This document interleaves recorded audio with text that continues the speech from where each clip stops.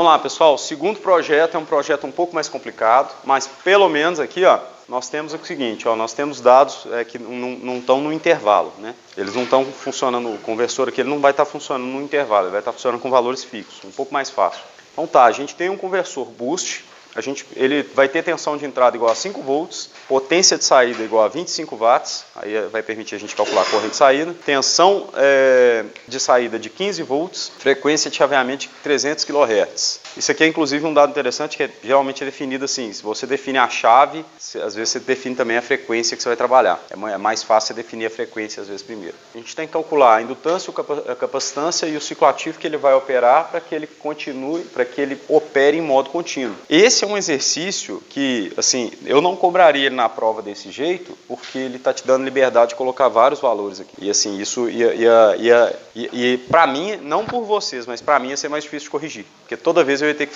fazer o cálculo, cada um que escolhesse um valor de indutância, eu ia ter que fazer aquele cálculo. Mas vamos ver, vamos começar por partes aí. Qual que vocês acham que é mais fácil? Vamos partir do princípio que o capacitor está bem dimensionado, em que a gente resta somente dimensionar quem? O indutor. O indutor, a fórmula de ΔIL do indutância é a mesma, né? Ou não? Ou é VS, acho que é VS vezes D sobre LF. Agora eu acho que eu acertei. Então aqui, ó, a gente tem a fórmula do ΔIL do nosso componente aqui. Nós temos que definir esse cara, mas a gente ainda não sabe qual que é o valor de ΔIL que ele precisa atender.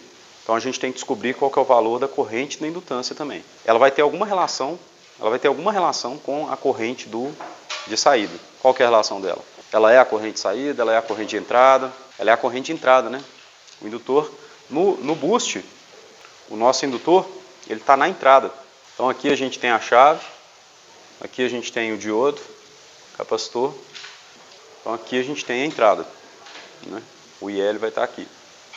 Ele tem que fornecer quanto? 25 watts. Ele tem 5 volts de entrada. Está muito fácil. Se ele tem que fornecer 25 watts e eu estou partindo do princípio que todos os componentes são ideais e não tem perdas, eu coloquei para gravar esse negócio, cara? Ah, então beleza.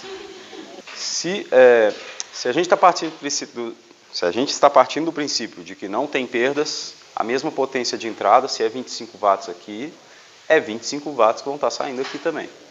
Então nós temos que o nosso IO, ele vai ser o nosso IL, ele está muito fácil de calcular. Ele vai ser a potência de saída sobre a tensão de entrada, que ali no caso é 25 watts sobre 5 volts. E aí é igual a... É sério que vocês não estão conseguindo calcular isso aqui de cabeça? 5 amperes. Vai parecer meu irmão é advogado, ele calcula assim, ó, 2 vezes 40, aí vai lá na calculadora, 2 vezes 40. Aqui, ó, 5 amperes, né? Então, o nosso ΔIL, ele não pode ser zero. Então, ele tem que ser o dobro do IL. Ou seja, ele tem que ser no mínimo 10 amperes. O nosso ΔIL, ele tem que ser no mínimo, ele tem que atender isso aqui. Agora, o seguinte, o problema agora é o ciclo ativo. A gente tem um ciclo ativo... Ah, não, o ciclo ativo está fácil de definir, né? O ciclo ativo nós já definimos ele. Como? A gente tem a relação da tensão de saída, não é isso? Nós temos aqui, ó, que o ciclo ativo, ó, a tensão de entrada, de saída, é igual a tensão de entrada vezes 1 sobre 1 menos D. Ok? Como é que faz agora, hein? Vamos passar para cá, vai ficar 1 menos D igual a VS sobre VO, não é isso? Não é? Esse passa para cá, é igual a D é igual a 1 menos VS sobre VO. 1 menos 5 sobre 3, sobre 15. 1 menos 5 sobre 15, que é igual a 0,66, alguma coisa assim, né? 0,66. Ok? Então nós já definimos o D, já definimos o ΔIL, agora está fácil de calcular o L. Está bem bagunçado esse quadro, mas vamos continuar assim mesmo. Está filmando já, foda-se, né? O L vai ser igual a quê? Vai ser o VS vezes o D sobre o ΔIL vezes o F, que é igual a 5 vezes 0,66 sobre 10 amperes vezes quanto? 300K. Então tá, 300K você pode até substituir aqui por 0,3 e aqui você colocar um micro aqui na frente já, para dar em microhenry, né? Aqui tá fácil. É para você evitar usar a calculadora. Aqui vai dar 0,22 vezes meio dá 0, ó, tanto que eu sou. Não, aqui vai dar 22, né, na verdade. Não, 2,2 vezes meio, 1,1, não é isso? É isso mesmo, cara? Não, não é possível. É 1,1 micro? 1,1 micro? 1,1 microhenry. Então tá, então nossa indutância aqui a gente já definiu, né? Vou pintar de vermelho aqui, porque senão... Aqui, ó. A nossa indutância a gente já conseguiu definir, nossa capacitância. Não, nossa ciclo ativo também definimos. Agora falta a capacitância. Vou usar ela aqui, né? Vou usar aqui, ó. O que é que vai definir a capacitância? O ΔVO. Reparem que em momento nenhum eu falei qual que tem que ser o ΔVO para... Quer dizer, para dimensionar o indutor, se a gente considerar que ele vai funcionar, que ele tem que funcionar em modo contínuo, o que é uma obrigação somente nesse exercício. Em, como é que fala, em aspecto assim, prático, pode ser vantajoso você operar em modo descontínuo. Se a gente for fazer com que ele opere em modo contínuo, isso aqui não vai fazer diferença, tanta diferença, desde que ele seja pequeno bastante. Então, se você escolher 1%, 0,5%, 0,1%, 0,0001%, isso aí, assim, do ponto de vista para o indutor, não vai fazer diferença. É claro, você não deve escolher 10%, 20%, aí já é complicado.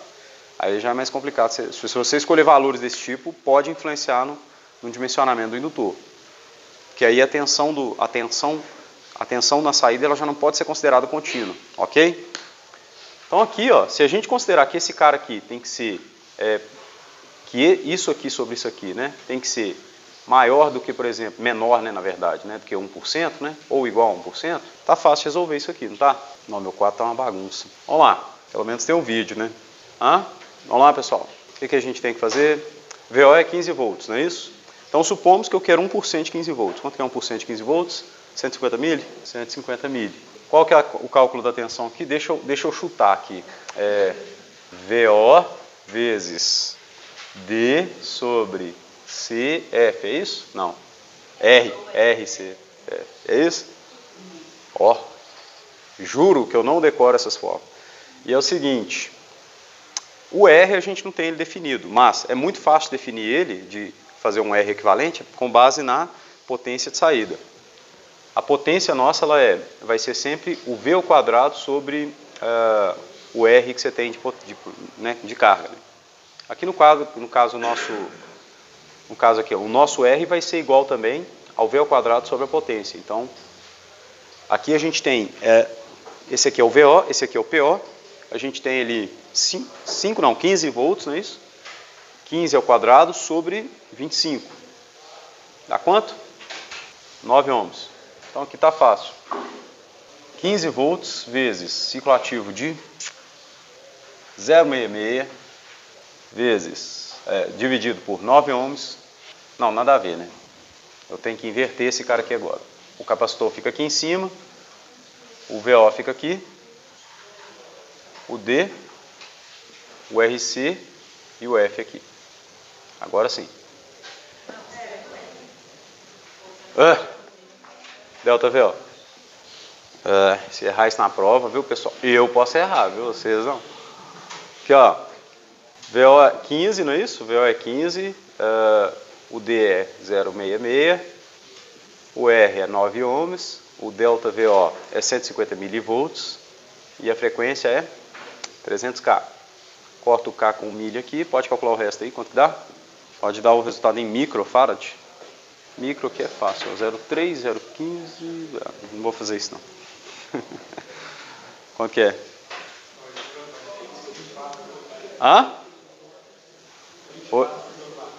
24,4 microfarad. É isso? Uma coisa que a gente não pode deixar de chamar a atenção é o seguinte. Indutor, você pode projetar ele para ter uma certa indutância. A indutância, ela é assim, você encontra componente com indutância já projetada, você encontra isso muito fácil, só que na maioria dos casos, você vai estar trabalhando com indutores que você mesmo projeta. Mas capacitor, ele tem valor de fábrica. Então, esse valor aqui é um valor que eu desconheço. Eu não conheço o valor de 24,4. Nesse caso, a opção mais lógica que seria, por exemplo, um de 22 microfarads, que é um valor que você vai encontrar. Isso não faz tanta diferença também, porque esse cara aqui ele vai ter uma margem de tolerância, de capacitância, de 5%, às vezes até mais, às vezes até 10%, às vezes até 20%, dependendo do capacitor. Então, se você escolher um capacitor, no caso aqui teria que ser eletrolítico, eu imagino teria que ser só eletrolítico, né? Um capacitor eletrolítico com 5% de tolerância aqui, ele vai estar quase aqui dentro dessa faixa aqui. Então nem adianta assim, se você fosse projetar, você não ia encontrar esse valor, aí você ia falar assim, qual que é o valor próximo? Ah, eu vou ter que colocar 2 de 22 microfarads. Não vai fazer tanta diferença, porque o máximo que sua tensão vai aumentar, digamos, que ela aumente para 200 milivolts. Não ia aumentar isso tudo, mas ia aumentar um pouquinho mais sua indutância, seu ripple de tensão. Então, isso é assim, na prática você teria que escolher valores comerciais. Pode falar. Alguma dúvida? A gente definiu. Só eu falei assim, é interessante que seja próximo disso ou menor que isso. Se você escolhesse, por exemplo, 0,1%, seu capacitor ia ser, sei lá, 10 vezes maior. E aí ia ficar superdimensionado. Se você escolher 1%, é um valor assim que faz sentido. Se você escolhesse, por exemplo, 5%, talvez sua tensão ficasse com muito ripple na saída. Então, isso vai depender.